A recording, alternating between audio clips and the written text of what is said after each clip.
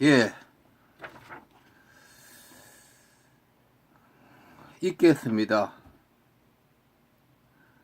우선 내일 올릴 계획이었는데 그냥 오늘 하는데요. 하겠습니다. 오늘 이거 관련해서 이재명 씨 사건 무죄 1심 판결이 났는데 이거에 대해서 따로 동영상을 올리기는 그렇고 이번 동영상에 이어서 일부 이 부분도 이렇게 포함해서 이렇게 한다 이런 얘기입니다. 자, 무죄가 났습니다. 자, 이재명 사건에 이제 제가 얘기하고자 하는 취지는 이재명 사건에 대한 법적인 성격과 정치적인 성격을 같이 보자 이런 얘기입니다. 자, 우리나라 검찰이 가동되는 어떤 양태로 봐서는 만약에 이재명이라는 정치인이 아니었으면 무혐의나 기소가 날 사안이었습니다, 이거는. 그럼에도 불구하고 이재명을 법정에 세운 것은, 기소를 한 것은, 결국은 대한민국이 가진 총체적 이념의 성격이 그렇게 만든 것입니다. 흔히 민주당 쪽에 이재명 지지자들이 지적하는 이런저런 민주당 내의 인사들,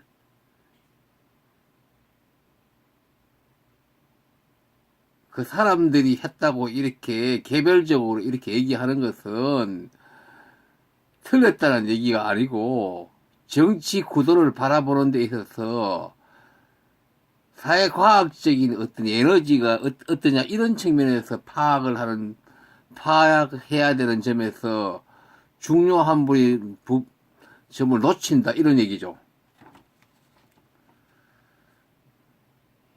일단 1심에서 이재명 측에서는 잘 대응을 했습니다. 그래서 박수를 보낼 일이고요. 그러나 2심, 3심의 상급심이 남았고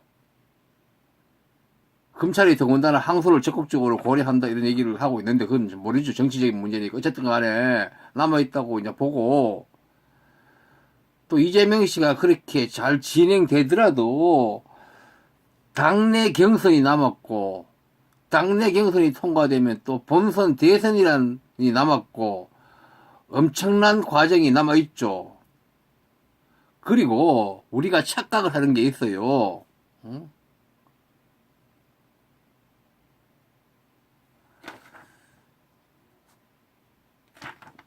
뭐냐면 최종 승리 후에 남는 문제이다 이 말입니다. 노무현 전 대통령 경우와는 다른 점이 많이 있지만 여러 가지 측면에서 결국 대한민국이 가진 총체적 이념의 성격이라고 하는 그 강력한 군합발의 공격을 어떻게 헤쳐나갈 것인가 하는 그런 문제가 남는 것이에요.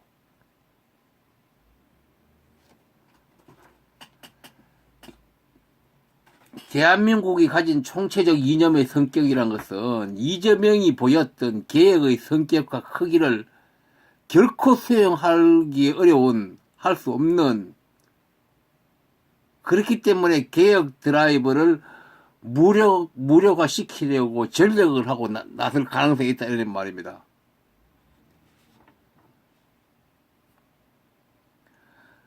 그러니까 우리나라는 이제 정치 역사가 그 길지 않아서 경험이 많지 않긴 하지만 노무현 대통령 경우도 그랬고 세계적으로 다 마찬가지예요. 어떤 나가 따르는 어떤 정치인이 대권을 잡았을 때 이 세상이 근본에도 변할 것이다 이렇게 대체로 희망들을 많이 가져요. 그런데 막상 되고 나면 잘 안 돼요. 이런저런 이유 때문에. 그게 인류 역사예요. 진짜 제대로 성공한 경우에는 아주 일부만 경험상 이렇게 확인이 되고 이런 거예요. 그만큼 어려운 거예요. 그래서 제가 이재명 지지자들에게 지금 하고 싶어서 지금 이 얘기를 하고 있는 거예요. 오늘 무죄 받은 이런 것보다도. 결국 이재명 지지자들은 실질적인 개혁의 내용이 무엇인지 늘 고민을 해야 하고, 그리고 열정과 냉정을 동시에 보유한 에너지로 긴 인고의 시간을 견인해낼 수 있어야 돼요. 그러니까 노무현 문재인 지지자들과 같이 그런 정도의 그런 성격의 철학과 자세로는 대한민국이 가진 총체적 이념의 성격이라는 강력한 대타자를 이길 수 없다는 점을 분명히 알아야 된다 이 말입니다. 이 취지는 제가 다른 동영상에서 이재명에 대해서 제가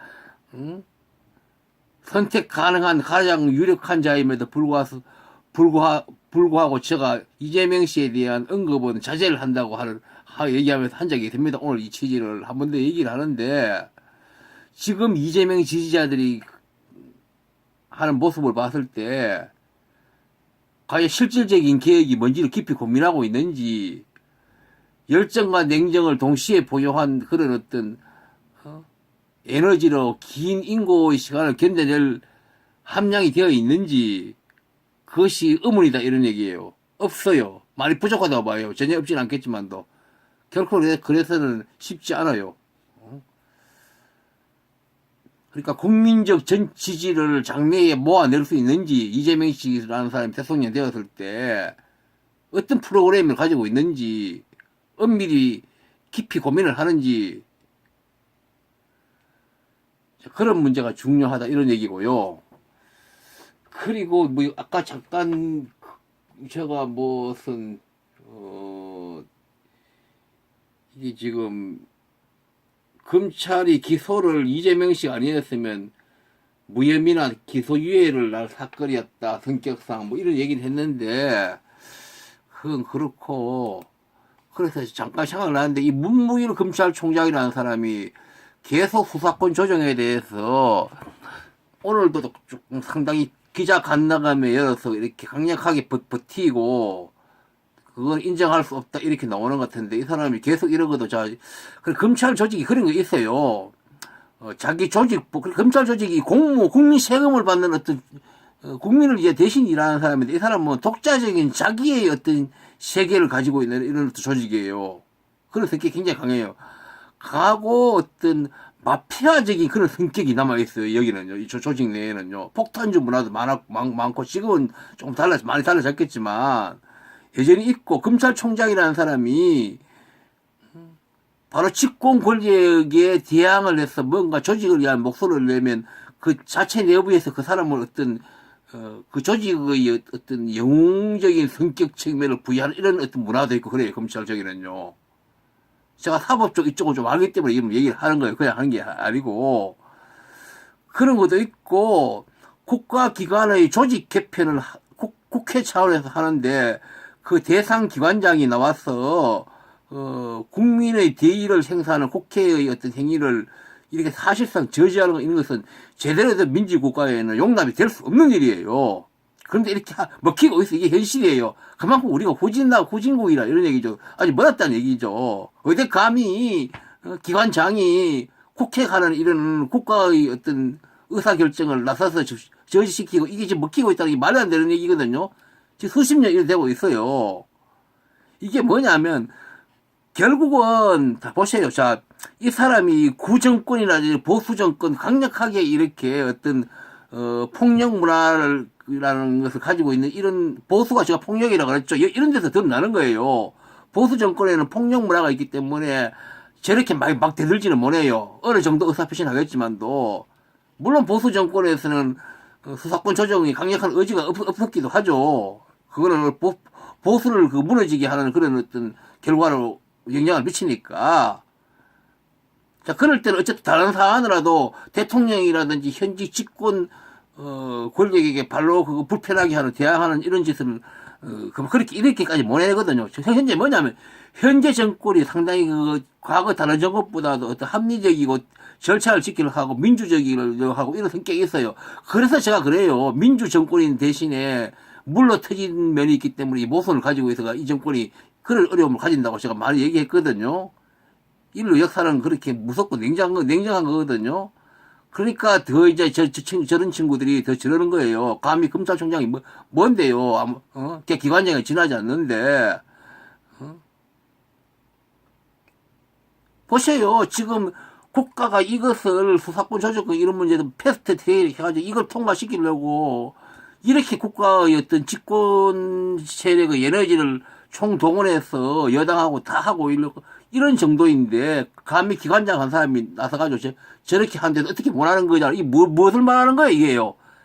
대통령 뜻대로 다 안 된다 이런 얘기예요. 그러니까 이재명 씨에 대한 어떤 비토하고 저런 것도 그러니까 이재명 지지자들은 대통령이 연루됐잖아 이런 얘기하는데 그게 이제 그럴 수는 있겠지만도 그거는 함부로 얘기할 수 없는 거예요. 왜냐하면 대통령이 이 민주당 세력 내 전체를 장악할 수 없는 그런 어떤 현주소가 만들어져 있단 말이에요. 일찌감치 저는 그걸 본 거예요. 왜냐하면 이 집권의 중심 세력이 조금 순해요 사람들이. 남들은 어떤 정치적 욕망이 있겠지만도 벌써 눈치챈 거예요 전부 다. 응?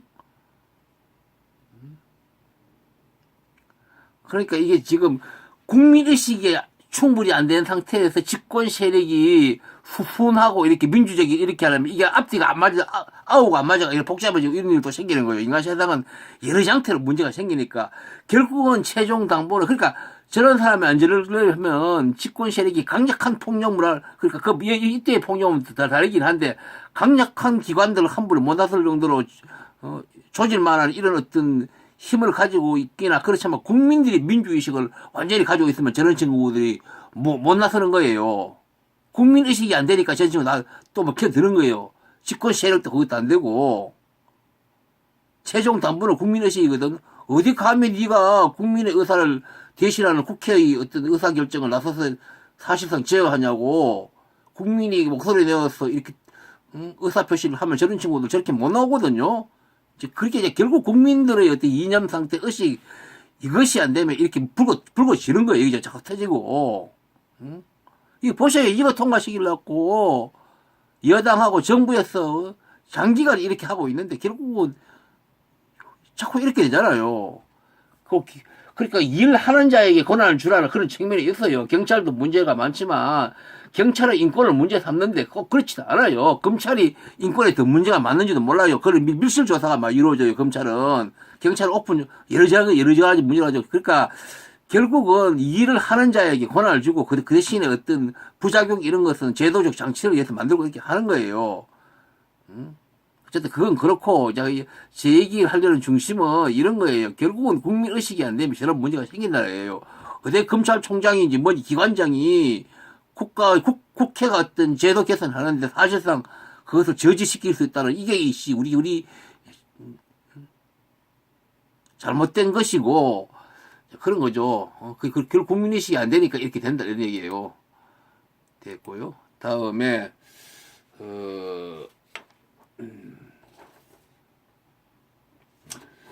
그리고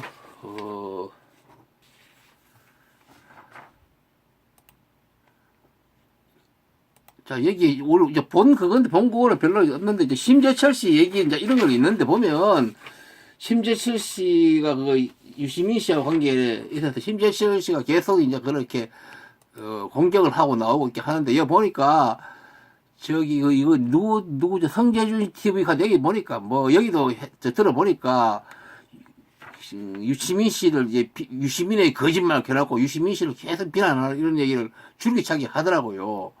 하고 뭐 팩맨도 마찬가지고 했었죠. 유시민 씨를 지난번 했죠. 그러고 들어보니까 사실관계 이런 거는 우리가 여기에서 지금 저는 안 따질 생각이에요. 뭐 그 의미가 없고 유시민 씨 말이 옳다는 어떤 그 당시를 경험했던 사람이 더 많이 있고 심재철 씨는 별로 없다 그런 거 있는데 그것만 해도 유시민 씨 얘기가 혹시 설득력이 있다 있는데 뭐 그런 얘기는 안 하고 그러니까 제가 들어보니까 성재주의나 이 팩맨 이 사람들이 기초 사실에서부터 당연히 알 수 있는 기초 사실을부터 그것도 중요한 기초 사실을부터 틀리고 있으면서 그냥 밀어붙이고 약을 팔고 있더라고요.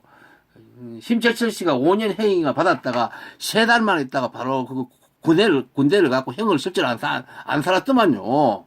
안 살았고 아마 재판 기간 동안 1심 재판할 때까지 한 3개월씩 걸리니까 3개월 4개월씩 걸리니까 그 끝나고 나서 바로 이제 군대를 갔다든지 갖고 이래 했는데 사실관계부터 이 친구들은 뻔뻔하게 이런 응?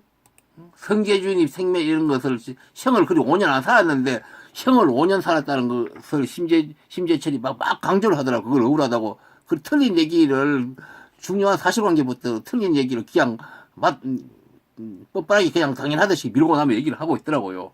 심재철 씨는 군대 갔대요. 3개월 정도 구속되어 있다가 5년 살은 게 아니고.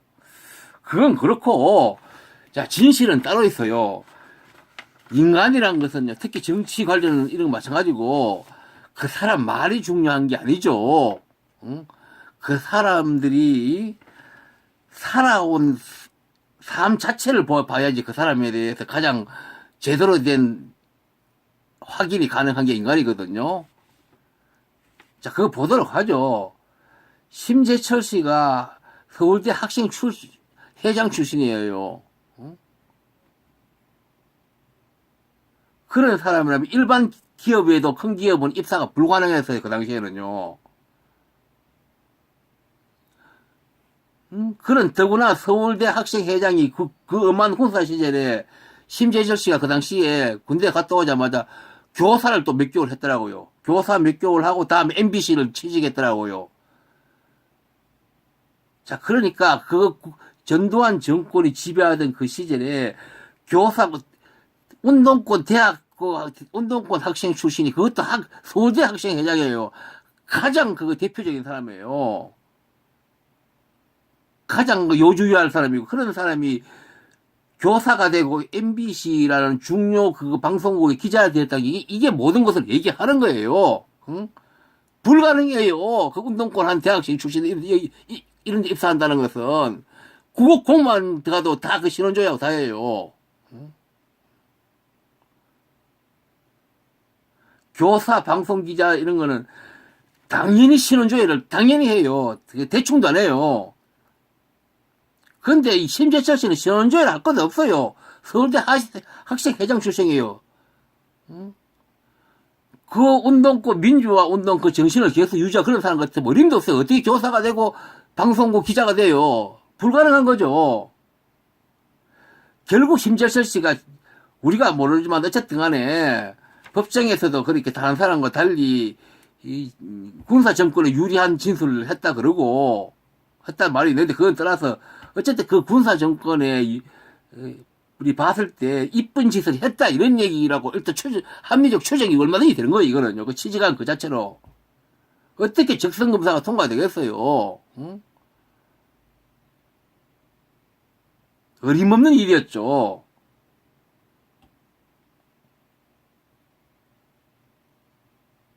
그 후에 근래 몇 년 전에 최근에 국회에서 누구도 사진을 봤느니 기재부 행정정부 14만 건을 열람했니 걔가 좀 시끄럽고 했는데 다 그런 거 다 때려치우고 이거 하나가 이제 그 사람 과거에 살아온 이걸로 그 후에 무슨 여당 과거에 인권을 탄압했던 그 정권 그 정당에다가 국회 오래한 거 이까지도 얘기 안 하겠어요. 그것도 이제 진실을 말한 건지만도 바로 그 군사 정권 내에 그 중요한 어떤 그런 교사직이라든지 방송국에 갔다는 그 자체가 모든 것을 얘기하는 거예요. 다 필요 없는 얘기예요. 그 사람 살아온 그 팩트가 있기 때문에. 거기에 어떻게, 일반 학생 운동권도 그런 직장에 들어갈 수는 없는 것인데, 불가능한데, 어디 신호조에 다 걸리죠. 어디 학생회장 출신이 일반 사기업, 대기업에서도 다 끄거리고 이러는데, 방송국이랑 언론이란 중요한 어떤 영향을 미치는 그러라고 교사에 들어가요. 이거 딱 하나 보면 다 쓸데없는 얘기예요. 딴 얘기는. 그만큼 군사 정권에 협조를 했다는 얘기예요. 딴 건 뭐 있어요? 이게 모든 것을 말하는 것이지. 아따, 그 말이 뭐 필요했어요. 그건 그렇고. 자, 제가 이제 얘기를 하면서, 그리고, 여기서 이 동영상을 보시죠. 여기 보면 우선, 제가 당시 사실관계가 어떠했는지를 떠나 평면 같은 사람이 대한민국의 아픈 역사를 따진다는 그 자체가 부당하다. 만약 그럴 상황이나 시대를 전제로 한 후 저 사람이 지금 하는 태도의 성격과 방향에 의할 때 옳음을 예면하거나 가진 자 내지는 악의 편에서 기생할 사람으로 평가되는 것이 경험칙에 부합하는 사람이니 그래서 그렇게 말하는 것이다 이랬는데 이제 문장이 조금 뭐 복문이고 복잡하긴 한데 조금 어떤 문장을 어떤 개념화 의미화하다 보니 저렇게 된 거예요. 결국은 핵심은 저거예요. 그러니까 이게 지금 팽맨 같은 사람은 소위 말하는 도구적 기능적 이성의 상태인 그런 나라이다 보니까 저런 말을 아무렇게나 하는 게 가능하게 되는 거예요. 마찬가지고 저건 언어폭력이에요. 지금 팽맨 같은 사람들이 과거 그 역사를 얘기하는 그 자체가 언어폭력이에요. 팽맨과 성주주 같은 사람이. 그러니까 저런 폭력의 언어를 무효화할 언어를 표현하지 못하고 있는 거예요. 우리 국민들이 무슨 말이냐 한번 보시죠. 당시의 진실이 어떠냐 그 관계없이 정의를 찾아 아팠던 역사라는 그 자체만으로도 그 정의를 짓밟은 자들의 입장에 있는 자들은 그 역사에 대해서 감히 평가하려고 나서지 못하게 되는 사회가 되어야 돼요. 그럴 때, 그런 차원이 있는 사회가 되었을 때, 그때 비로소 사람 사는 세상이 되는 것이에요. 그 정도에서 성숙된 어떤 집단지성이 가동되는 사회가 우리나라는 아직 이루지 못하다 보니까 이 팽맨이 심재선이라고 하는 이런 친구들이 감히 자기들이 논할 수 없는 역사를 지금 가지고 재단하고 앉았어요. 무슨 자격이 있다고 스스로 부끄러워서도 말도 못 꺼내야 될 게 그 정상인데 왜냐하면 과거에 악의 편에서는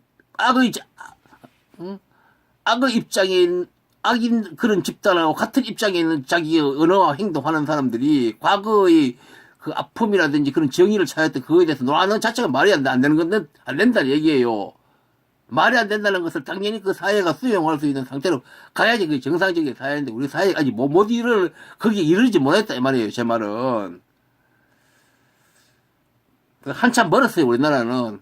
저는 성재주의, 팽맨 이런 친구들이 과거에 우리 아픈 역사 어떤 국민의 인권을 찾고 민주화를 찾고자 하는 그 속에서 아팠던 여러 사연들 자체를 저런 친구들 나가 따진다. 그 자체가 용납이 안 되는 사회야지 그게 제대로 된 사회다 이런 얘기예요. 그런데 떠들고 앉았거든요. 자 마지막에 한마디만 더 하죠. 그러고 이제 딴 얘기. 요거는 그걸 떠나서 우리가 요 부분 그 현대를 이해하는 이런 걸 이해가 가장 중요한데 국민들이 이런 이해를 하고 있으면 그 사회가 빨리 발달하는데 참 어려워요. 여전히 이 부분을 보시죠. 잠깐만요. 목이 마르네요.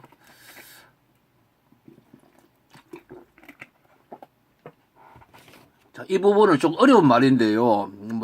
이 사회과학적인, 철학적인 그런 어떤 의미도 좀 있고 있는데, 어쨌든 간에, 어차피 제가 댓글로 다 나왔으니까, 저런 부분을 유심히 보고, 저게 무슨 말인지, 이렇게 생각해야지, 의식 차원이 확 올라가는 거예요, 사람들이. 그런데 대부분 저런 걸 다뤄봐야 깊이, 읽지도 않는 것 같아요. 제가 딱 한 개 뽑으라 하면 이 부분인데, 여전히 상시적 이 부분입니다. 이 부분. 여전히 상시적 급박한 위기가 존재함에도 불구하고 21세기를 지배하는 에너지는 다양하고 복잡하고 알 수 없는 기제에 의해 부당함이나 부정의를 은폐하고 착오하게 만들면서 한편으로 체념이나 적당한 타락으로 유도하는 기능을 보유하고 있다. 그러니 끝없는 시간의 유예가 가능한 모델로서의 세상이고 그래서 당이 공존, 소망하는 삶 등은 기대가 난망한 상태로 그렇게 흘러가고 있다. 정말 이렇게까다고 할 계기가 없는 것인지 이렇게 적어놨거든요. 이걸 또 제가 풀어서 좀 더 얘기하려고 하면 너무 시간이 기니까 길고 영상도 찍다 보니까 이거 제가 예정 시간을 이미 넘어버렸어요.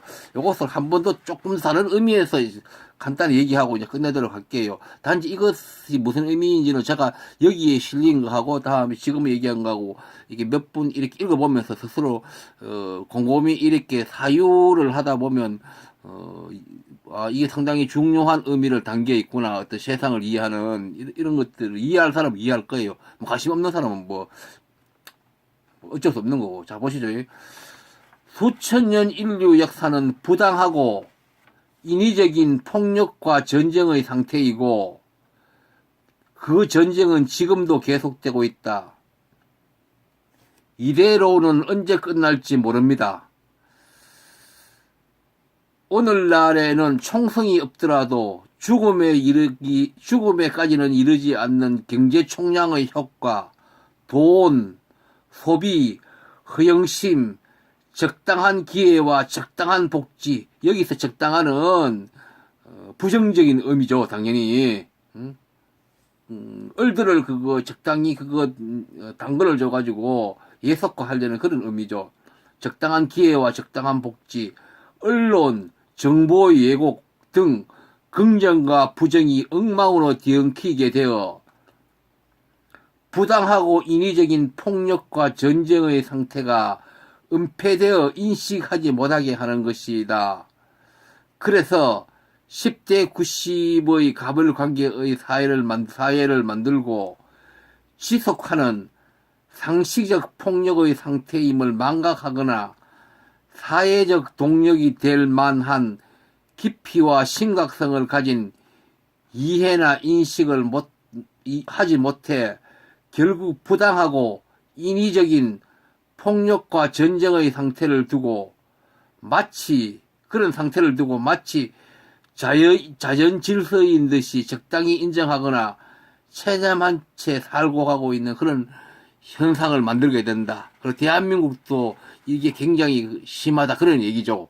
무슨 말이냐면, 자본이라든지 이런 여러 가지 어떤, 복잡한 지식 체계라든지, 워낙 그 산업 분야도 복잡하고 이러다 보니까, 어떤 사실은 냉정히 보면 급박한 것인데, 그것이 여러 분포가 이렇게 흩어지고, 복잡하게 얽히다 보니까, 어떤 착시 현상들이 있어서 보니까, 그런 어떤, 폭력의 상태인데, 사실 옛날에 직접 가시적인 폭력의 상태보다 그거 못지않게 이 대한민국을 지배하고 있는 상태에도 불구하고 그렇게 안 보이는 측면이 굉장히 강하다. 이게 21세기 후기 산업자본주의에 있어서 산업 세력이라든지 어떤 금융 자본 세력, 산업 자본 세력들이 그런 거대한 어떤 기술적인 힘을 가지고 있다 이런 얘기예요. 그리고 원자 단위로 된 이 개인들은 그런 것을 판별해가지고 인식을 못한다 이런 얘기죠. 그만큼 못했다 이 말이에요. 그러다 보니까 양극화 이런 게 잘 해결 안 되는 거예요. 이런 것들을 이제 국민들이 읽으려면 국민들이 어떤 교육에서 이런 것들을 냉정하게 교육을 통해서 이것을 인식할 수 있는 능력을 키워야 되는데 대한민국은 전혀 안 하고 있고 앵무새 교육하니까 키울 수가 없는 거예요. 사회교육을 또 전반적으로 일어나가지고 이것을 의식을 만들어내야 되는 그것도 아니고 그러니까 대한민국 국민들이 교육 수준이 학력 수준이 세계적으로 높다는데 그게 이런 면에서는 아무런 쓸데없이 아무런 힘이 안 되는 거예요. 다 기능적 이성, 기능적 합리성 그런 어떤 지식 체계다 보니까 그렇게 되는 거예요. 그러니까 이런 얘기를 좀 가벼운 어떤 플랫폼인 유튜브에서 한다는 게 조금은 먹혀들기 어려운데 내가 하면서도 참 유튜브에서 내가 이런 얘기를 하다니 이런 생각이 들기도 해요. 그러나 누군가 또 하긴 해야 돼요. 응? 악화가 양화를 구축하고 있는 것이 대한민국의 현상 상태고 유튜브는 훨씬 더 심하지만도 그냥 뜨면 악화가 더 자기 세력을 자꾸 넓혀가게 되어 있는 게 세상인 거예요. 그렇게 배웠다는 인간들은 더럽다고 이렇게 피해버리고 이러니까 세상이 더 이제 그렇게 악화가 계속 이렇게 구축하는 세상 가는 거예요. 나서줘야 되는데. 그러니까 저도 뭐 이렇게 해보니까 저 힘은 들죠 해보면. 혼자 뜨드는 메아리 하는 것 같기도 하고, 뭐, 제가 동영상을 못 찍게 되는 이런 또 뭐, 제가 뭘 해야 될 일이 있기 때문에 못 찍는 건 있어. 내가 꼭 하기 싫은 것보다도요. 제가 원래 하는 일이 있고 또 다른 일을 또 새로 어떤 시작하는 일도 있어가지고 하는데 이제, 그런 것도 있고, 이제, 아이고, 여기까지 하겠습니다. 예.